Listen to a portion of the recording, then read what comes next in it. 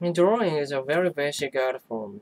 It's appealing because it can be used to make a very quick record of ideas that an idea may be envisioning. Surgery can serve as an individual aid for artists to remember a certain moments of inspiration, and maybe use it for a more detailed work later on. Okay, usually such sketches allow the artist to visualize the proportions and the shapes without much attention to details. So these images can be used by painters, architects, sculptors, any artist really. And large rendering the sketches of parts of the whole. This can be helpful in the creative process when a huge image might be more difficult to conceive in its entirety. Or a sketch of just one face in a crowd can allow the artist to focus on creating just that part of the image.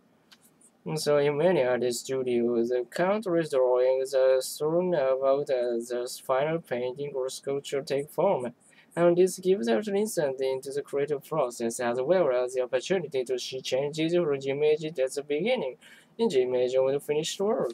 It's rare, in fact, for an artist to use permanent material to begin a piece of art. And some painters, for example, even sketch onto the surface of the canvas before applying the pigments.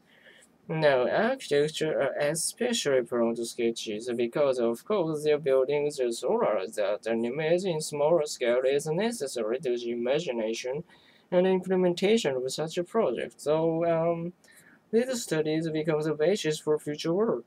And again, this is very interesting as a record of the creative process.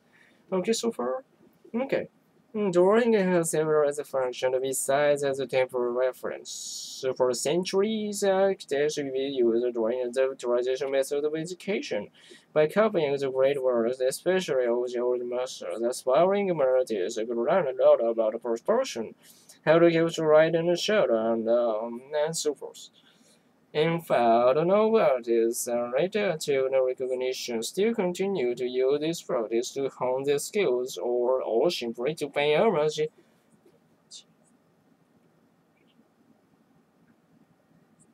like exposure when recreated in the form of drawing. Many examples of drawings of Michelangelo's sculpture were recreated by well-known artists.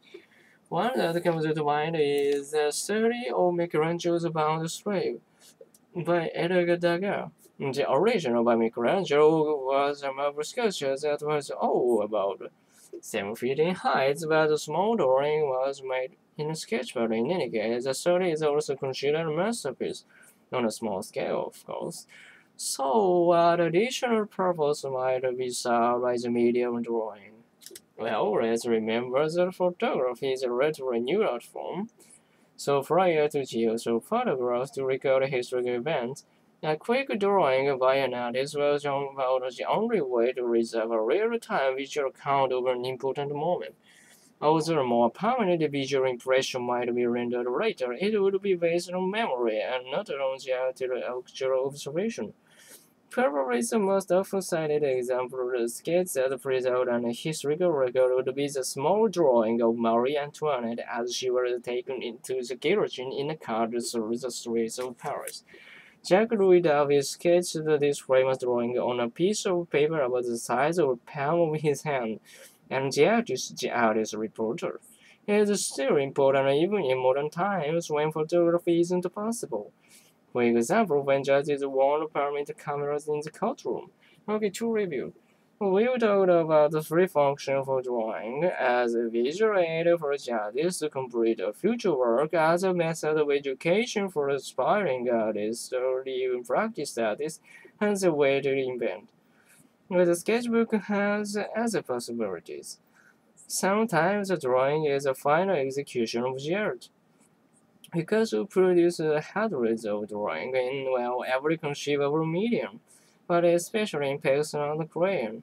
I find it very interesting that Picasso did so much of this kind of work, drawing in his last years.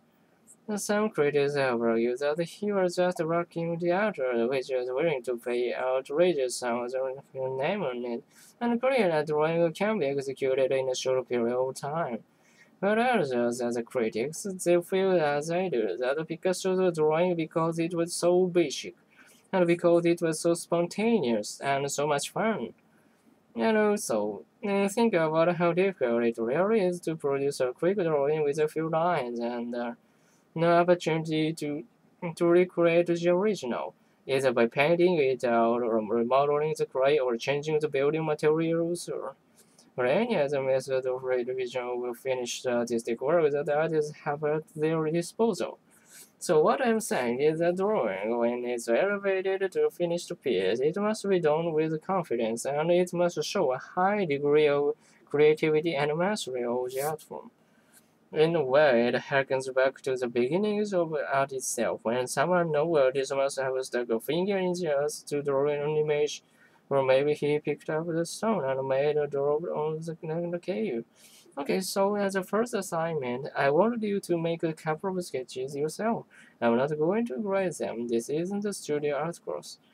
I just want you to use a few basic strokes to capture an image.